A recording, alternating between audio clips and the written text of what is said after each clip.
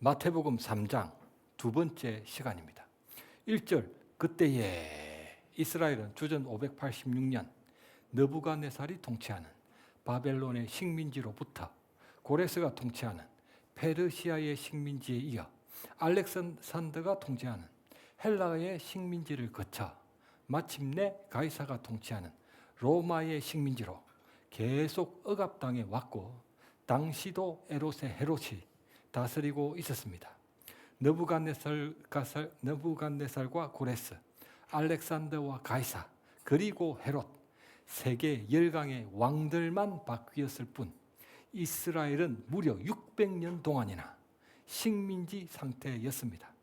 이스라엘이 억압받는 동안 구약 마지막 성경 말라기 이후 하나님의 말씀도 400년 동안이나 전혀 없었기 때문에 이스라엘은 정치적인 혼돈과 민족적인 공허와 종교적인 흑암에 둘러싸여 있었습니다. 1절 그때에 세례 요한이 이르러 유대 광야에서 전파하여 회개하라, 천국이 가까이 왔느니라. 회개하지 않으면 누구도 천국에 들어갈 수 없습니다. 거지 나사로가 기독교인이었기 때문에 죽어 아브라함 품에 들어갔던 것도 아니었고, 부자가 유대교인이었기 때문에 죽어 엄부에 들어갔던 것도 아니었습니다. 거지 나사로와 부자는 하나님 앞에서 회개했느냐 하지 않았느냐를 기준으로 천국과 지옥으로 갈라졌습니다. 기독교인들의 가장 큰 오해 중 하나는 유대교회는 구원이었고 오직 기독교에만 있다고 생각하는 것입니다. 성경에서 의인이라 언급되는 마리아의 남편 요셉과 세례 요한의 부모 사가랴와 엘리사벳은 기독교인이어서가 아니라 주의 모든 계명과 규례대로 행했기 때문에 의인이었습니다. 성경은 영생이 오직 기독교에만 있다고 증거하는 것이 아니라 예수 그리스도께서 우리를 사랑하셔서 목숨을 내어주시기까지 다 이루신 것을 믿고 종교 생활이 아니라 신앙 생활을 해야 한다고 증거하는 것입니다. 성도가 추구해야 할 것은 착한 행위가 아니라 주님 말씀에 오직 믿음으로 순종하는 것입니다. 오늘 본문 마태복음 3장 3절부터 6절입니다. 그는 선지자 이사야를 통하여 말씀하신 자라 일렀으되 광야에 외치는 자의 소리가 있어 이르되 너희는 주의 길을 준비하라, 그가 오실 길을 곧게 하라 하였느니라. 이 요한은 낙타털 옷을 입고 허리에 가죽띠를 띠고 음식은 메뚜기와 석청이었더라.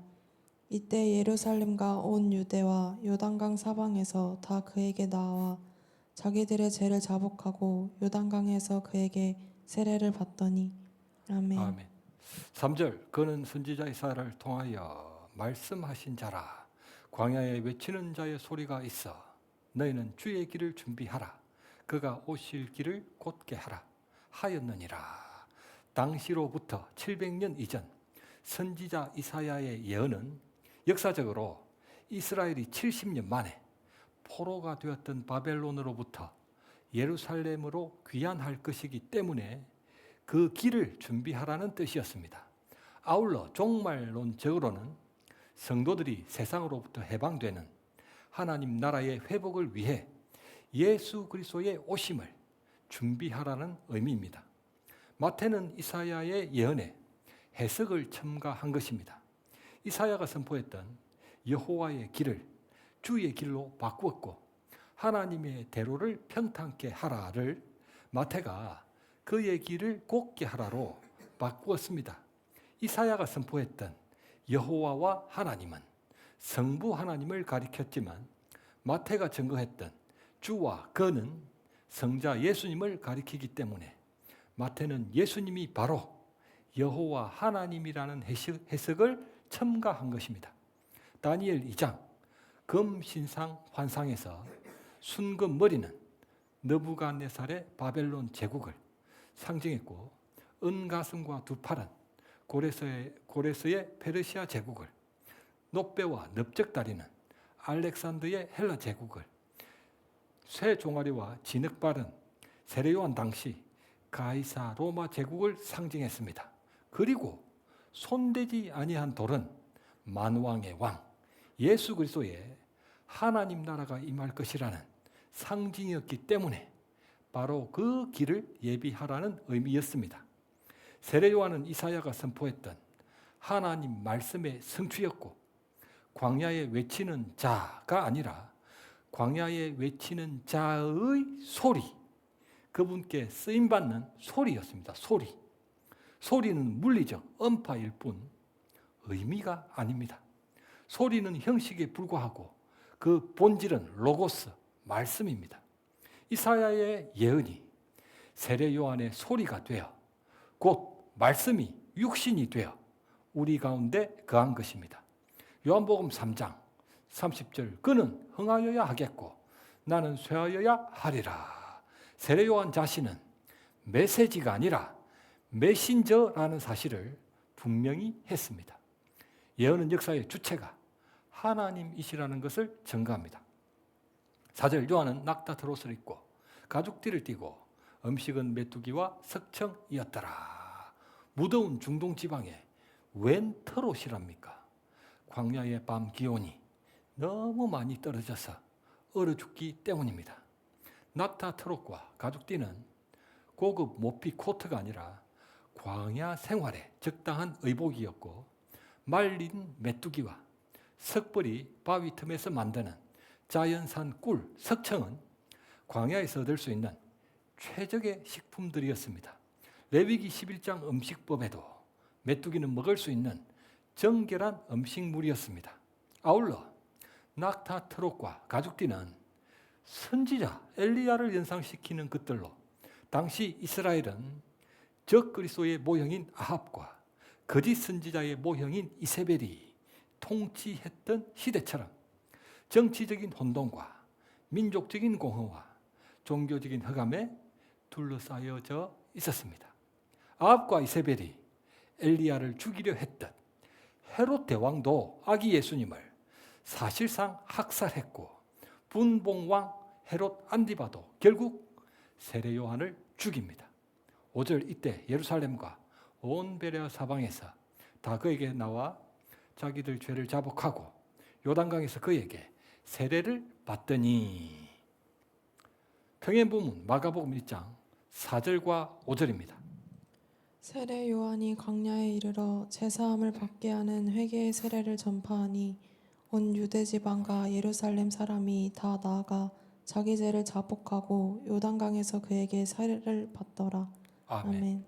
세례 요한이 이스라엘 백성에게 전파했던 세례는 죄사함을 받게 하는 회개의 세례였기 때문에 이스라엘 백성들이 자기 죄를 자복하고 세례를 받았습니다. 죄사함을 받으면 지옥에 가지 않기 때문에 기쁜 소식, 복음이었습니다.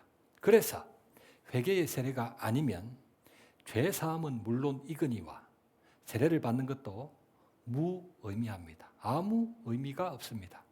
세례는 한문으로 씻는 의식이라는 의미고 세례라는 헬라어의 직역은 물에 완전히 잠기는 침례입니다. 성경 원래 언어로는 침례라고 기록되어져 있습니다. 침례 교회에서 사용하는 성경에는 세례 요한이 아니라 침례 요한, 성령 세례가 아니라 성령 침례로 기록되어져 있습니다. 세례는 옛사람이 물 속에 잠겨 죽어 죄에 대한 심판을 죽고 물 밖으로 나와 새 사람으로 거듭난다는 것을 상징하는 의식입니다. 세례는 옛사람이 다니지 않던 교회를 다니고 드리지 않던 예배를 드리며 바치지 않던 헌금을 바치는 정도를 상징하는 것이 아니라 자기 옛사람이 죽고 이전과는 완전히 다른 새 사람으로 거듭나는 것을 상징하는 것입니다. 내가 그리스도와 함께 십자가에 못 박혔나니 그런즉 이제는 내가 사는 것이 아니요 오직 내 안에 그리스도께서 사시는 것이라. 선한 일을 하는 사람이 되는 것이 아니라 선한 사람 그 자체가 되는 것입니다. 선한 일을 하는 사람이 되는 것이 아니라 선한 사람 그 자체가 되는 것이 세례의 의미입니다. 1장 21절 아들을 낳으리니 이름을 예수라 하라. 이는 그가 자기 백성을 그들의 죄에서 구원할 자이심이르라. 그가 자기 백성을 그들의 죄에서 구원할 자이심이르라.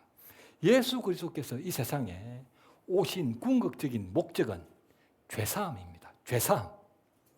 지옥에서의 구원 이전에 먼저 죄에서의 구원을 받아야 하는 것입니다. 요한복음 8장 진리를 알지니 진리가 너희를 자유케 하리라.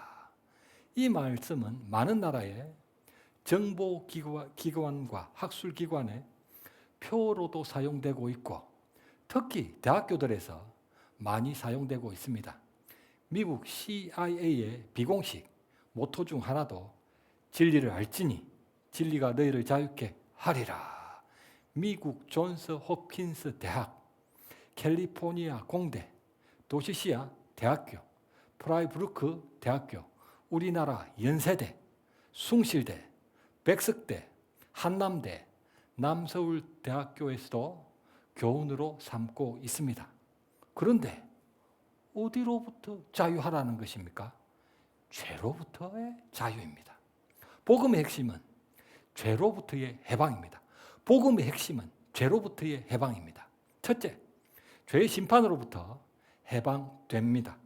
하나님의 아들이기 때문에 어떤 죄를 범해도 죽으면 천국에 갈 수 있습니다. 둘째, 죄의 영향으로부터의 해방입니다. 하나님의 아들답게 죄를 이기면서 살아서도 천국을 누릴 수 있습니다. 세례의 모형은 아브라함의 할례입니다. 99세 아브라함이 자기 느낌과 생각을 부인하고 생리가 끊어졌던 89세 아내 사라로부터 아들을 주실 것이라는 하나님 말씀에 오직 믿음으로 그새와도 같았던 할례를 행하라는 하나님 말씀에 순종했습니다. 그처럼 세례도 느낌과 생각대로 살았던 자기 옛사람을 부인하고 하나님 말씀에 오직 믿음으로 순종하는 새 사람으로 거듭나는 것이 세례입니다. 회개하라. 천국이 가까이 왔나니라. 회개하지 않으면 천국에 들어갈 수 없고 멸망을 받습니다. 과거 북이스라엘 왕국이 아수르에게 멸망받았던 것도, 남유다 왕국이 바벨론에게 멸망받았던 것도, 예수님 당시 유대인들이 로마에게 멸망받는 것도 하나님을 믿지 않아서가 아니라 하나도 예외 없이 회개하지 않았기 때문입니다. 하나님은 믿었죠. 그러나 회개를 하지 않고 믿었기 때문에 전부 멸망당했다는 것입니다. 이스라엘은 세계에서 유일하게 모든 백성이 하나님을 전부 섬기는 나라였음에도 불구하고 그분께 멸망을 당하는 안타까운 역사를 가졌습니다. 성경 말씀 고린도전서 10장 2절과 5절입니다. 모세에게 속하여 다 구름과 바다에서 세례를 받고 그러나 그들의 다수를 하나님이 기뻐하지 아니하셨으므로 그들이 광야에서 멸망을 받았느니라. 아멘. 이스라엘이 출애굽하여 구름 기둥의 인도를 받아 홍해 물 가운데를 건넜던 것은 세례의 모형이었고 약속의 땅 가나안에 들어갔던 것은 영원한 새 하늘과 새 땅, 천국 입성의 모형이었습니다.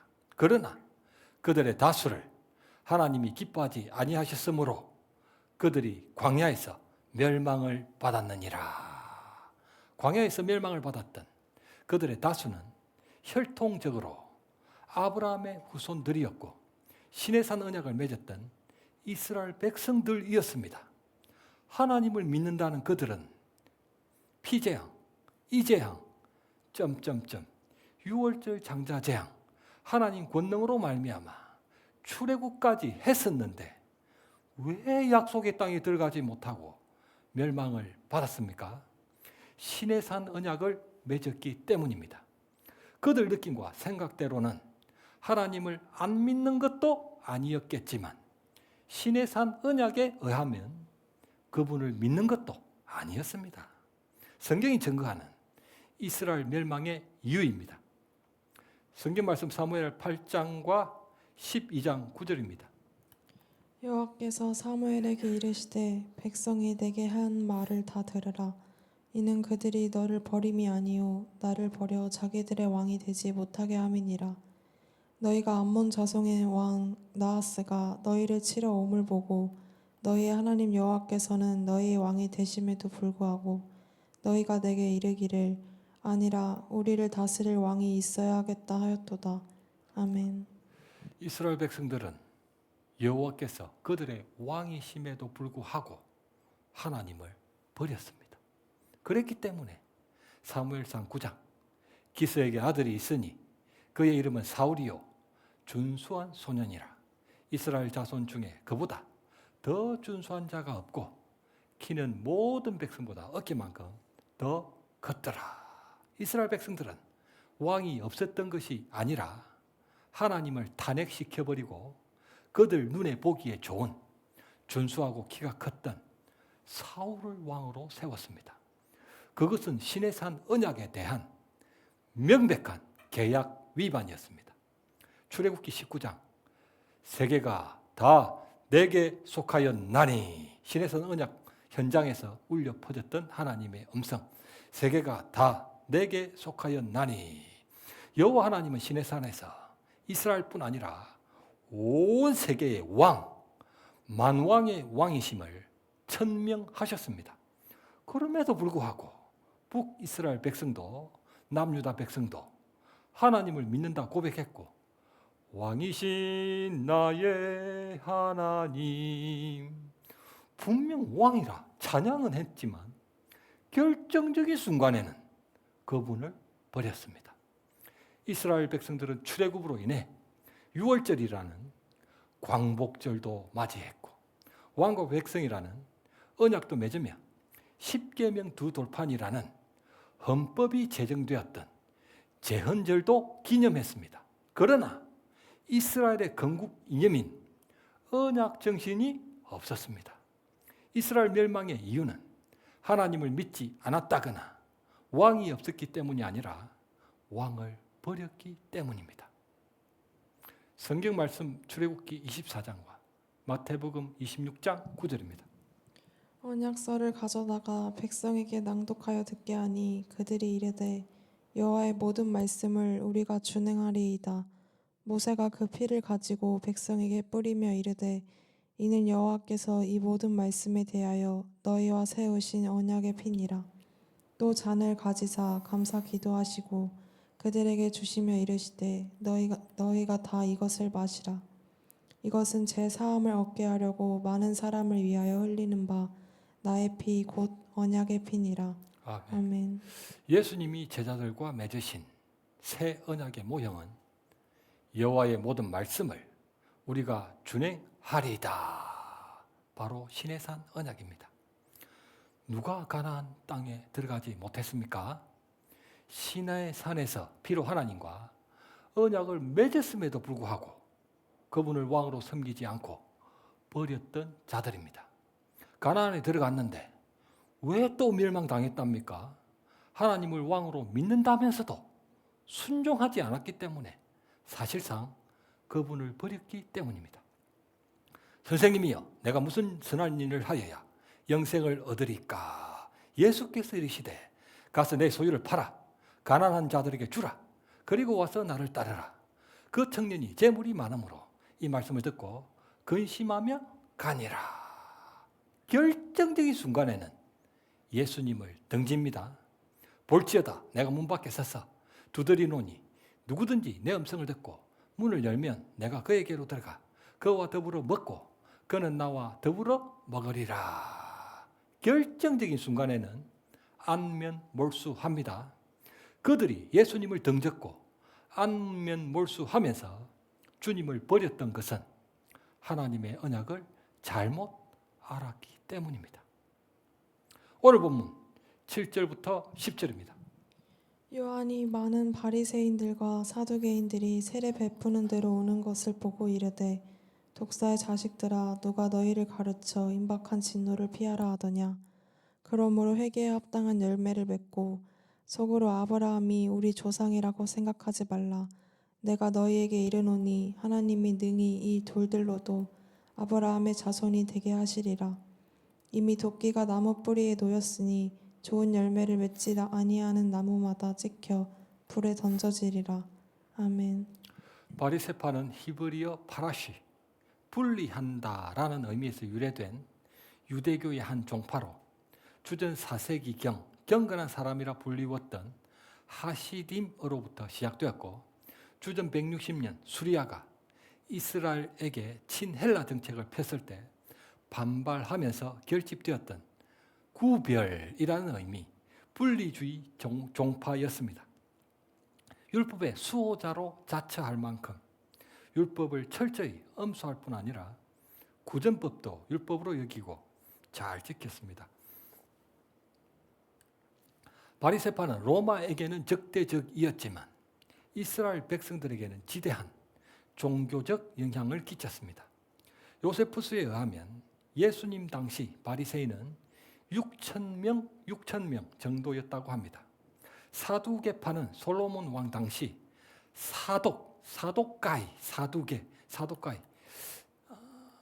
사독 제사장의 후예들로 수적으로는 바리새파보다 적었지만 교육의 혜택을 많이 받은 합리주의자들이었으며, 정치와 경제적으로는 귀족과 제사장급의 고위층들로 성전 관할권과 관직들을 독점했습니다. 그들은 현실에 만족했기 때문에 내세와 부활과 천사를 믿지 않았고, 기득권에 대해 혹독하게 비판하는 예언서들은 성경으로도 받아들이지 않았으며 모세오경만 믿었습니다. 로마에 부역하는 사람들이었기 때문에 독립을 원했던 이스라엘 백성들과는 사이가 좋을 수 없었습니다. 당시 종교적인 영향력은 바리새파가 장악했지만 종교기관의 고위직들은 사두개파가 장악했습니다. 바리새파는 보수 우파였기 때문에 정치적으로 반로마파였고, 사두개파는 진보 좌파였기 때문에 정치적인 친로마파로 두 당파는 서로 적대적이었고 경쟁하는 관계였습니다. 그럼에도 불구하고 그 적대적인 두 당파가 오늘 공의 세례 요한에게 나왔습니다. 바리새인들은 세례 요한이 증거하는 메시지가 율법에 합당한지를 알아보기 위해서였고, 사두개인들은 그 메시지가 자신들을 비판하는 것이 아닌지 따져보기 위해서였을 것입니다. 7절, 독사의 자식들아, 누가 너희를 가르쳐 임박한 진노를 피하라 하더냐. 그러므로 회개에 합당한 열매를 맺고 속으로 아브라함이 우리 조상이라고 생각하지 말라. 그들이 속으로는 요한복음 8장 39절 우리 아버지는 아브라함이라 생각했습니다. 그러나 세례 요한은 공개적으로 요한복음 8장 44절 너희는 너희 아비 마귀에게서 났으니 오직 하나님 은혜가 아니라 아브라함의 후손이라는 것과 할례를 받았다는 등 인간적인 조건을 믿고 하나님 백성이라 여기는 그들의 그릇된 선민 사상은 마귀로부터 비롯된 것입니다. 그들은 이방인들을 가리켜 개나 돼지, 부정한 짐승이라 했지만 세례 요한은 그들을 가리켜 독사의 자식들, 마귀의 아들들이라 했습니다. 바리새인, 사두개인, 부자 청년, 라집사는 전부 회개하지 않고도 얼마든지 하나님을 믿고 하나님을 믿고 섬길 수 있다는 것과 결정적인 순간이 되면 그들은 다 주님을 버린다는 것을 잘 드러내 보여줍니다. 9절 내가 너희에게 이르노니 하나님이 능히 이 돌들로도 아브라함의 자손이 되게 하시리라. 하나님은 태초에도 흙으로 아담과 하와를 창조하셨기 때문에 돌들로 아브라함의 자손으로 얼마든지 만드실 수 있습니다. 목회자들의 목회자로 불리우며 많은 기독교 명저서를 남긴 유진 피터슨이 번역한 메시지 성경 번역본에서는 세례 요한이 선포했던 회개하라라는 이 말을 삶을 고치라, 회개하라를 삶을 고치라로 번역했습니다. 온전한 회개란 자신이 범한 잘못들을 낱낱이 자백하고 일일이 반성하는 것뿐 아니라 자기 생각을 고치고 자기 생활을 고쳐서 그 죄를 다시 범하지 않는 삶을 사는 것이기 때문입니다. 10절, 도끼가 이미 나무 뿌리에 놓였으니, 그 도끼가 나무의 줄기나 가지가 아니라 뿌리에 놓여 있기 때문에 근본이 끊어져 버리는 완전한 심판이 임하게 됩니다.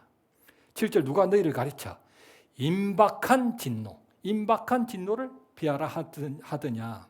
10절, 도끼가 장차 나무 뿌리에 놓일 것이 아니라 이미 도끼가 나무 뿌리에 놓여진 말세라는 의미입니다. 기독교인들의 가장 큰 오해 중 하나는 유대교회는 구원이었고 오직 기독교에만 있다고 생각하는 것입니다. 구원은 기독교에만 있는 것이 아니라 말씀이 육신이 되신 오직 예수 그리스도 안에만 있는 것입니다. 또 하나의 오해는 말세에 대한 것입니다. 예수님의 초림으로 인해 이미 이 땅에 하나님 나라가 임하기 시작했고 예수님의 재림으로 인해 그분 나라가 완성될 것입니다. 성경은 이미 이 땅에 하나님 나라가 임하기 시작한 때로부터 그 나라가 완성되기까지의 그 기간을 가리켜 말세라고 증거합니다. 볼지어다 내가 속히 오리라. 따라서 요한계시록은 장차 미래에 적용될 성경 말씀이 아니라 지금 현실에 적용되고 있는 성경 말씀입니다. 지금이 바로 말세이기 때문에 요한복음에 합당할 뿐 아니라 요한계시록에도 합당한 믿음이어야만 새하늘과 새 땅에 들어갑니다. 세례 요한의 삶은 한마디로 심플 라이프, 단순한 삶이었습니다. 주님의 종의 삶의 원칙은 그분 뜻대로 사는 것이기 때문에 복잡할 것이 없습니다. 시키는 대로 살면 되기 때문에 복잡할 것이 없습니다. 예수 그리스도를 믿은 이후 고린도전서 10장 그런즉 너희가 먹든지 마시든지 무엇을 하든지 다 하나님의 영광을 위하여 하라. 삶이 주님 말씀을 기준으로 단순해져 가고 있다면 회개에 합당한 열매를 맺는 삶을 살고 있는 것입니다. 행함 없는 믿음도 존재하지 않지만 열매 없는 회개도 있을 수 없습니다. 회개하라. 천국이 가까이 왔느니라. 회개하고 천국 복음을 믿는다는 것은 이스라엘의 건국 이념처럼 명령하시는 왕과 순종하는 백성의 언약 관계로 돌이키는 것입니다. 말씀을 맺겠습니다. 세상이 말하는 죄와 성경이 증거하는 죄는 다릅니다. 죄라는 헬라어 하마르티아는 빗나간다는 의미입니다. 고대의 궁수가 활을 쏘았을 때 화살이 관역에 명중하는 것을 가리켜 마르티아라 했고 빗나가는 것을 부정접두어 활을 붙여 하마르티아라 했습니다. 이미 도끼가 나무 뿌리에 놓였으니 좋은 열매를 맺지 아니하는 나무마다 찍혀 불에 던져지리라. 성경이 증거하는 죄는 하나님이 창조하신 목적에서 빗나간 모든 생각과 말과 행동을 가리킵니다. 그분 말씀을 떠난 모든 불신과 모든 불순종도 죄일 뿐 아니라 나무가 좋은 열매를 맺지 않는 것도 마찬가지입니다. 회개는 마음을 모든 죄로부터 하나님 말씀으로 돌이키는 것입니다.